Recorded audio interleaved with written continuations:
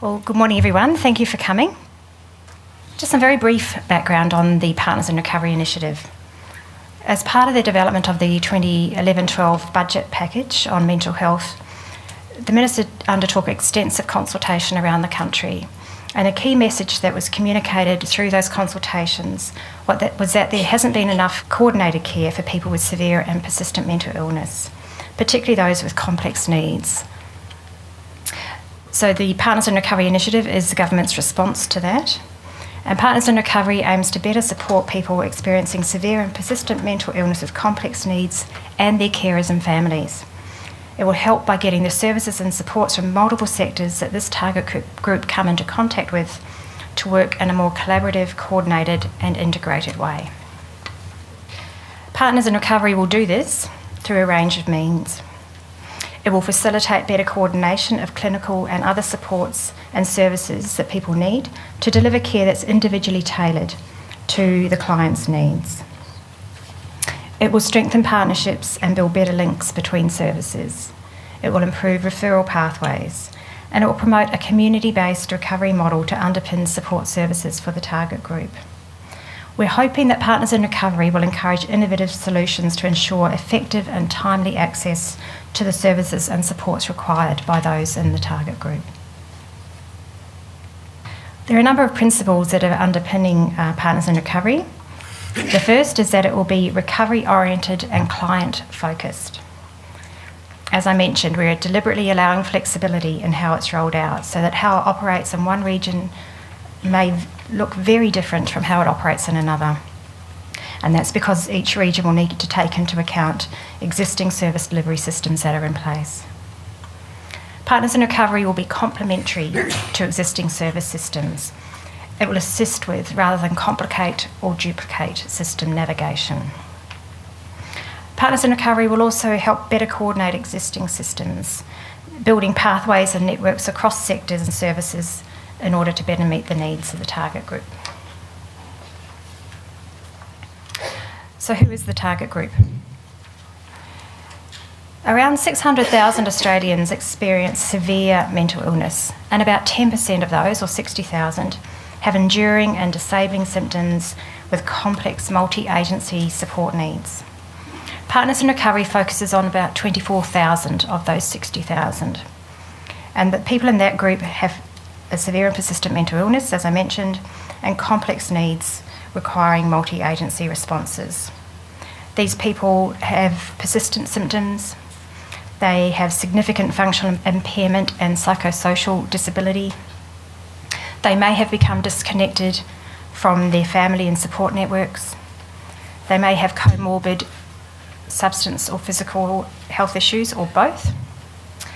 And they're likely to experience difficulties maintaining stable accommodation and completing the basic daily activities. This can lead to extensive reliance on multiple health and community services to keep them in the community and outside of institutional care. But because the system can often be difficult to navigate, it can mean that they also fall through the cracks. So, Partners in Recovery will be rolled out through what we're referring to as Partners in Recovery organisations.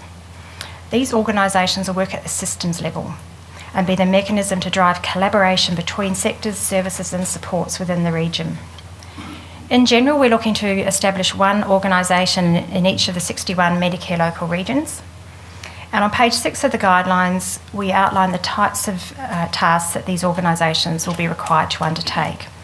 They include things like joining up the range of sectors, services and supports that people with severe and persistent mental illness with complex needs require. Building partnerships and collaborative ways of working together.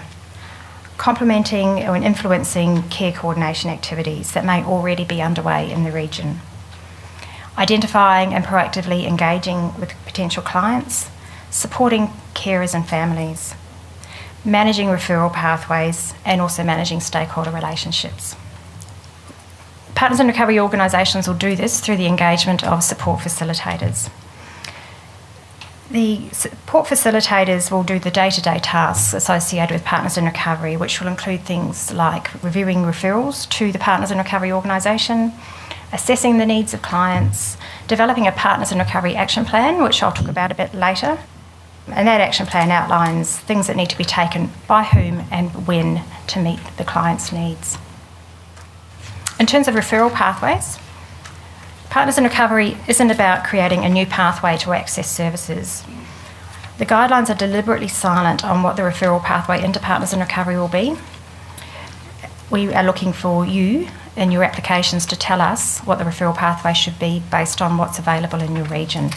However, we do expect that the referral pathways will reflect where people in the target group are likely to present. So hospital, emergency departments, homelessness shelters, employment services, mental health services, to name a few. Applications will also need to outline what steps will be undertaken to ensure early and thorough communication by Partners in Recovery organisations across each region to assist in maximising referrals of people in the target group to the organisation. And we are developing a referral template that Partners in Recovery organisations may choose to use within the region. The inclusion criteria for Partners in Recovery will include that the client has complex needs that require substantial services and supports from multiple agencies. And this is one of the main criteria for Partners in Recovery, given it's about bringing together the range of services that people in the target group might require. The client has a diagnosed mental illness that's severe in degree and persistent in duration, and is willing to be referred for ongoing clinical treatment. We do recognise that not everyone on referral may have a current diagnosis or may have even had a diagnosis at any stage. What we are recommending or requiring in those circumstances is that the support facilitator arrange for that client to have a diagnosis as soon as is practicable. The client will have had recent engagement with services where there's been a pressing concern expressed about their mental health and or related issues. Existing service arrangements or coordination between services have failed and contributed to the problems being experienced by the client and are likely to be addressed through Partners in Recovery. And the client also needs to obviously consent to being involved. In terms of exit criteria, we're expecting that a client might exit Partners in Recovery when stable arrangements are in place, they're accessing the required services and supports that they need to meet their needs, and there's no need for ongoing coordination or access to the flexible funding, which I'll talk about in a moment as well. However, arrangements will need to be put in place, obviously, to enable clients to re-enter Partners in Recovery should their circumstances change. Organisations will also need to think about how they'll handle referrals to Partners in Recovery where those clients don't actually meet the entry criteria, so that they can also be provided with the support that they need. In terms of the assessment and action plan, the support facilitators, as I mentioned, will undertake an assessment of the client's service and support needs, and they'll have access to a range of tools to help them with this. The assessment will also identify the client's existing capabilities and capabilities that Partners in Recovery can build on, identifying skills and strengths which can be used to assist in recovery. The support facilitator might also need to review assessments that have already been undertaken or previously been undertaken of the client, if they're available, recognising that this target group is likely to have had a number of assessments over time. And based on the assessment, the support facilitator will develop an action plan, as I said before, that will identify how the client's needs will be addressed and by whom and when. That action plan will be developed in collaboration with the client and their carer and family, as well as the Partners in Recovery partner organisations. It will be signed by all relevant parties, committing them to undertake the action that's specified in the plan, and the plan will be regularly reviewed by the support facilitator. Partners in Recovery organisations will have a limited amount of flexible funding, and they can use that funding to purchase services and appropriate supports when client needs are identified but aren't able to be immediately met through existing channels and services. So it will enable the Partners in Recovery organisation to buy in these services and build system capacity, but it's not about taking responsibility away from existing services and providers in the region. In the main, we're expecting that Partners in Recovery clients will be drawing on existing services in the region. The flexible funding, if it's used to actually duplicate what other organisations are already responsible for will very quickly run out. It's not designed to meet the ongoing needs of clients. The success of Partners in Recovery will rely on the strengths of sector and service partnerships created and maintained at the regional level. And as I mentioned before, the sectors and services that will be coordinated will reflect what's already available in the region that are required by the target group. We're expecting Partners in Recovery organisations to bring these partner organisations together to promote collective ownership and encourage the development of innovative ways to meet the needs of the target group. We're expecting that private government, either Commonwealth or state, funded services and non-government services and supports will all be involved in the initiative. There's a range of them listed on this slide. As you can see, they include public, community and specialist mental health services, disability services, alcohol and other drug services, income support, education, employment, housing and so on. We're undertaking a number of projects concurrently that will support Partners in Recovery and the organisations. The first is an evaluation and monitoring project. We're in the process of finalising a tender to appoint an organisation to undertake the evaluation and monitoring of Partners in Recovery. Our aim is to start evaluating and monitoring from day one. So it'll be an ongoing data collection and assessment process. And the evaluation will focus on the impact of Partners in Recovery at both the system level and at the client level. Partners in Recovery organisations and support facilitators will be required to contribute to these activities. We're developing a range of tools and resources that can be used by the organisations and the support facilitators. That's another tender that we're currently in the process of finalising. These tools and resources will be available to assist the organisations. They're not essential, other than perhaps the first one, which is Partners in Recovery operational guidelines. There'll be a referral tool that I mentioned. There'll be the action plan template that can be used. There'll be an assessment framework that can be used as well. Information booklets that can be provided to consumers as well as the carers and families to explain what the initiative is about. And examples of partnership building and governance tools. So it might include, for example, a draft MOU template that the Partners in Recovery organisation can use with their partner organisations.